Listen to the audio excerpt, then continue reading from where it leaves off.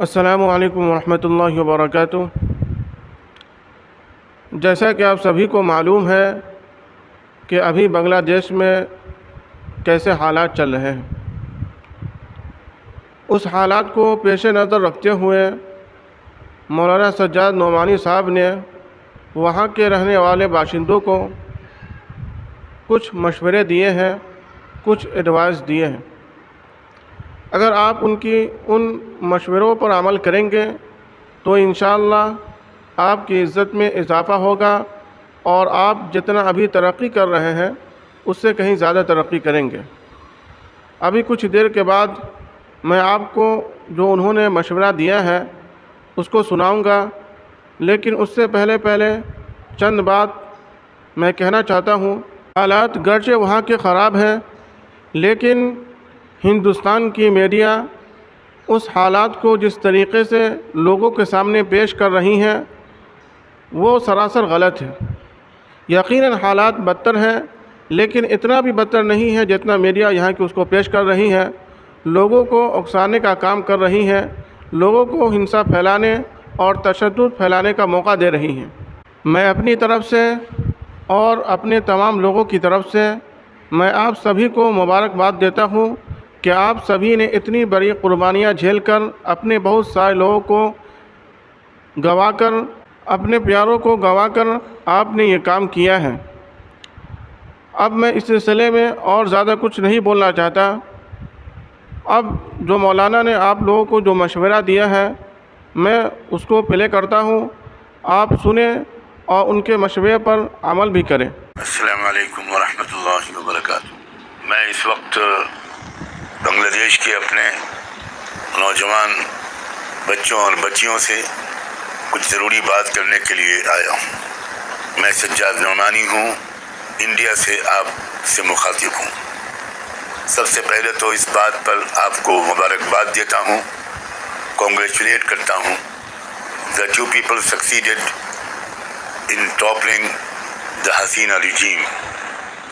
آپ سب نے بہت قربانیاں دیں، بہت بڑی تعداد شہید ہوئی اور بہت تکلیفیں آپ نے اٹھائیں، اور اس کے بعد آپ رجیم چینج کرنے میں کامیاب ہوئے۔ لیکن اب جو اس مرحلہ درپیش ہے وہ پہلے سے زیادہ مشکل ہے۔ ایک بڑا چیلنج ہے آپ سب کے سامنے۔ آپ کے ایک ویل وشر کی حیثیت سے میری دعا ہے اور میرا مشورہ ہے کہ آپ بنگلہ دیش کو ایک ویلفیئر اسٹیٹ بنانے میں کامیاب ہو جائیں۔ چند باتوں کا پلیز ضرور خیال رکھیں، کسی کے ساتھ ڈسکریمنیشن نہ ہو، بدلے کی کارروائی بھی نہ ہو۔ غصے میں آ کر جو لوٹ مار مچی ہے وہ بہت تکلیف دہ ہے۔ کاش کہ آپ کے نوجوانوں نے یہ سب نہ کیا ہوتا۔ خیال رکھیے گا پلیز کہ آپ کانسٹیٹیوشن کو فالو کریں، لیٹر اینڈ اسپرٹ میں کمپلیٹ رول آف لا ہو، سب کو جسٹس ملے، سب کو پیس ملے، جہاں تک ہو سکے عام معافی کا اعلان ہو، کسی کے خلاف بدلے کی کارروائی نہ ہو، اور لانگ ٹرم پلاننگ کر کے بنگلہ دیش کو ایک سچے معنی میں پیسفل پروگریسو ایک ملک بنانے میں آپ کامیاب ہو جائیں۔ خدا نے آپ کو ہیومن ریسورسز بھی بھرپور دیے ہیں، اور آپ اکنامیکلی بھی بہت مضبوط ہوتے چلے جا رہے تھے۔ آپ کی ٹیکسٹائل انڈسٹری نے پوری دنیا میں اپنا لوہا منوایا ہے۔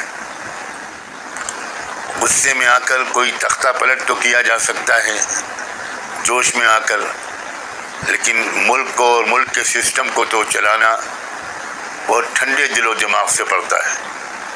پلیز اب گیئر چینج کر لیجئے، موڈ بدل لیجئے، پبلک پراپرٹی کی لوٹ مار کو بالکل بند کر دیجئے، اور ایسی پالیسیاں بنائیے، ایسا سسٹم بنائیے کہ ملک کے ایک سے ایک غریب انسان کو بھی عزت کے ساتھ رہنے کا موقع ملے۔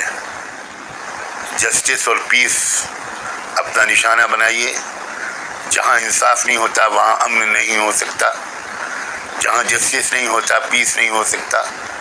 ہر ایک کے ساتھ انصاف کیجیے.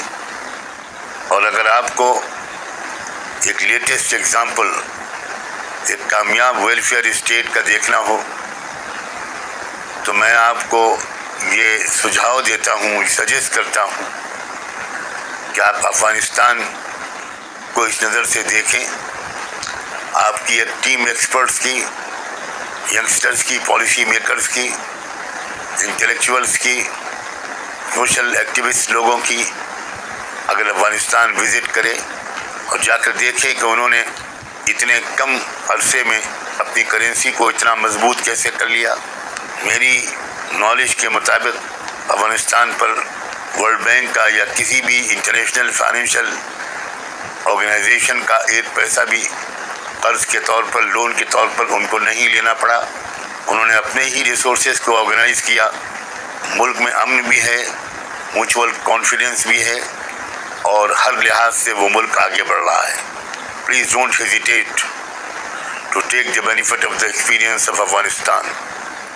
ایک بات اور کہنا چاہتا ہوں, کچھ خبریں ایسی آئی تھیں کہ جیسے جوش میں آ کر کچھ نوجوانوں نے مندروں پر حملہ کیا. میں نے جب اس کو چیک کیا تو معلوم ہوا کہ ہاں کچھ اس طرح کے 1-2 انسیڈنٹ ہوئے تھے, لیکن بہت جلدی آپ کی لیڈرشپ نے اس کو روکنے میں کامیابی حاصل کی. پلیز, یہ بہت بدنامی کا سبب ہے. نہ مذہب کے لحاظ سے یہ صحیح ہے, نہ یہ بنگلہ دیش کے انٹرسٹ میں ہے, نہ یہ انسانیت کے اصولوں کے مطابق ہے. کسی پلیس آف ورشپ پہ حملہ نہیں ہونا چاہیے. آپ مندروں کی بھی حفاظت کیجیے, چرچز کی بھی حفاظت کیجیے, مسجدوں کی بھی حفاظت کیجیے, اور ایک بھائی چارہ, ایک بردرہڈ کا ماحول ایسا ملک میں قائم کیجیے کہ سب کو ایک دوسرے پر بھروسہ ہو. کوئی ایک ہندو بنگلہ دیشی ناگرک بنگلہ دیش چھوڑنے پر مجبور نہ ہو. لوگ اس کو بلائیں اور وہ کہے کہ نہیں میں یہاں پر بہت سیف ہوں. ایسا ماحول بنائیے. اس سے آپ کا امیج بہتر ہوگا, آپ کی عزت بڑھے گی, اور پڑوسی ملکوں کو بھی آپ سے بہت کچھ سیکھنے کا موقع مل جائے گا. میں انہی ورڈز کے ساتھ آپ سے رخصت لیتا ہوں. آپ کو مبارکباد دیتا ہوں. And thank you very much for your patient hearing. جزاک اللہ خیر. میں امید کرتا ہوں کہ مولانا نے آپ سے جو باتیں کہی ہیں آپ اس بات پر توجہ دیں گے, اس کو اپنے ذہن میں بیٹھائیں گے, اور جو مشورہ انہوں نے دیا ہے, جس طرح انہوں نے ملک کے حالات کو درست کرنے کے لیے مشورہ دیا ہے, ملک کے حالات کو اچھے سے اچھے نظام میں تبدیل کرنے کے لیے انہوں نے جو مشورہ دیا ہے, وہاں کے لوگوں کی خیرخواہی کے لیے جو مشورہ دیا ہے, ان تمام مشوروں کو آپ قبول کریں گے, اور آپ اسے دل و جان سے قبول کرنے کے ساتھ ساتھ اس پر عمل بھی کریں گے. السلام علیکم ورحمۃ اللہ وبرکاتہ.